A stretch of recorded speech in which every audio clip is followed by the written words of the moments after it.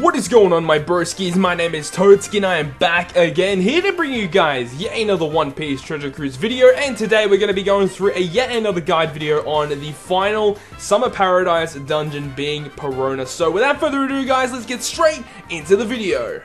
So let's go ahead and break down the brand new unit in this dungeon, being the strawberry ice cream loving Perona, and she is a 5-star unit and is an int shooter driven character, and at level 99 she has nearly 1700 health, 877 attack, and 385 recovery. So overall her stats aren't that great. Her recovery is a pretty good stat at 385, but overall they're not that great. She has 20 cost and also has 2 socket spots, and her captain effect will boost the attack and recovery of shooters by 1.5 times, so really not a great captain effect in the grand scheme of things. And her special, which starts at 23 turns and maxes at 16 turns, will recover 3 times her recovery in HP and also reduce damage received by 80% for a single turn. This is actually a pretty decent special, I'm not gonna lie. Out of all of the summertime units, I think Perona is probably the best one with the most usable special, because not only are you getting 3 times her recovery as HP, which is like 1,000 pretty much at max, like a little over 1,000, but you're also getting an 80% damage reduction for a turn as well. On top of that, really nice recovery. So overall, I think she's actually a pretty usable unit for her special, but I just think that there are other units that do a better job than her as well, such as the Fortnite Perona. The Fortnite Perona is insane, and probably the best option would be to use this Perona to socket out the Fortnite one if you guys haven't done it already. So now let's move on to the actual breakdown of the dungeon itself. So I'm only just going to be highlighting the main stages within this dungeon, and on stage 4 you will actually encounter Perona herself, and she has approximately 380,000 health and will attack you every turn for 2,805 damage, and she has a preemptive attack that will reduce chance of Psi Orbs appearing for 99 turns, and it's even more than 99 turns, it's like 99 plus turns as well. Now if you don't end up killing her in that first turn, she'll also then inflict poison on your team, and you will get 600 damage taken every single turn. So basically you get 100 damage of poison for each unit you have on your team, and then on the third turn, if you don't kill her, she'll also reduce your crew's recovery for 10 turns as well. So overall, you really want to kill her on that first turn, otherwise getting inflicted with that poison will be very bad and very detrimental for you clearing this dungeon. So now let's go ahead and break down the final stage of this dungeon, being Perona, and she's actually surrounded by different units on different variations. So on the first variation there is Kumasi and also Perona. There is, on the second variation, there is Perona with Dog Penguin and then 2 Pirate Penguins, and then on the final variation you have Perona surrounded by a Banana Crocodile and a Sand Lizard. So let's go ahead and break down each of these single variations. Now, Perona will actually do the exact same thing on every single variation, so let's go ahead and break that down. So she has approximately 780,000 HP, and she'll attack you for about 4,000 every single turn.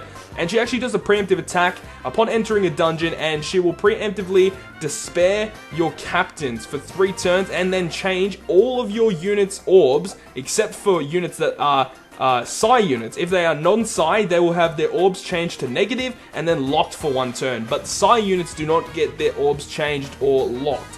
So, just entering the room, just straight away, you get so many bad things happening. You get the spared for 3 turns, and you also get the bad orbs and locked for 1 turn as well. So, that makes things a lot difficult. So, anyways, let's go ahead and break down some different variations. So we have Kumasi, who has HP of 830,000 and an attack power of 11,275 on a 3-turn cooldown. So this is going to be very difficult to try and take him down. He does have a lot of HP and a lot of attack power. However, you do get 3 turns in order to kill him. So also you can bring a Golden Pound or any turn delayers, because there are no debuff protectors that are actually put up in this final stage as well. Now let's go ahead and break down the second variation, which does have Perona and the Dog Penguin and the Penguins. So Dog Penguin has approximately 330,000 and will attack you for 3,884 on a 1-turn cooldown. Same as the Penguins, they have a 1-turn cooldown. They have approximately 280,000 health and will attack you for 2,886. Nothing really to note about here. And then on the final variation, you have the Banana Crocodile on 420,000 health and will attack you for a little over 7,000 on the 3-turn cooldown. And then you have the Sand Lizard, which has the exact same health as the Banana Crocodile, but will attack you for 5,500 on a 3-turn cooldown. So overall, this is going to be very difficult. You know, with the right team, it makes it very easy, and we'll go through a really good team that can clear it towards the end of the video. But anyways, this is a very difficult dungeon. If you do not have the right units, it can be very difficult. So also, when Perona falls under 20% HP, she'll actually go ahead and activate yet another effect. And this effect is that if her HP falls below 20%, she will actually go ahead and despair your captains for 3 turns yet again, and then change all orbs on your team to bother orbs and then lock them for 1 turn. So yet again, you know, Perona just finds a way to make things difficult, you know, with that really, really bad despair, and also the locking of bother orbs for a turn makes things very, very difficult. So you have to make sure that you bring a correct team that can take this down very, very quickly, otherwise you're going to be taking too much damage to actually survive the dungeon. So moving on from that, let's go ahead and talk about the notable drops that you can actually get when you play through this dungeon. So obviously with the same as the Summertime Robin and the Summertime Nami, you can actually drop all different types of cotton candy, the HP up, attack up, recovery up, and the all types up, as well as dropping cola as well, which is always nice, especially for upgrading ships that may come in the future of One Piece Treasure Cruise. So now let's go ahead and break down a specific team that will be able to take down Perona reasonably easy, just making sure that you do have max specials on your Blackbeards. But Blackbeard OTK, you know, you guys saw Perona when you enter the dungeon will despair you for 3 turns. That just opens the doors for so many opportunities with Blackbeard. One thing that I do have to note though is that, you know, usually on a Blackbeard team you just usually bring your most higher HP strength unit. However, with this dungeon I would recommend bringing Alvida, specifically for stage 4 when you encounter Perona, because if you are unable to take her out in that first turn, it's going to be very, very difficult to actually win that run. And I would suggest bringing the 1000 Sunny just for the fact that you get that extra attack power that you might need in order to take down some of the mobs. But if you guys are a little bit confident, you can try out the Marine ship, and with the Marine ship you do get a lot of HP to play around with. But yeah, definitely a Blackbeard team is going to be one of the easiest teams to run this dungeon in my personal opinion. But I do have to stress this, make sure that Blackbeard special are max before going into the dungeon. Otherwise, stalling will be very, very difficult with this team, because you're going to be taking a little bit too much damage in order to use Blackbeard special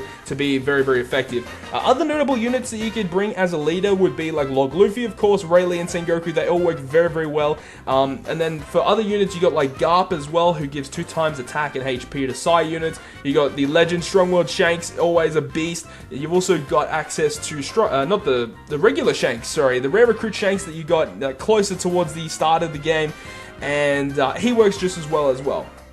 But one thing I do suggest, if you are bringing any of these units aside from Blackbeard, is to make sure you have the appropriate sockets, especially having that anti-silence or anti-despair socket, because that will be very, very useful in being able to clear this Perona dungeon very, very quickly. If not, you might have to stall a little bit longer for specials and stuff like that to make it a little bit easier. But all in all, you know, Blackbeard teams are going to be probably one of the quicker teams in order to run this dungeon effectively, but there are other teams that can do it just as easily as well.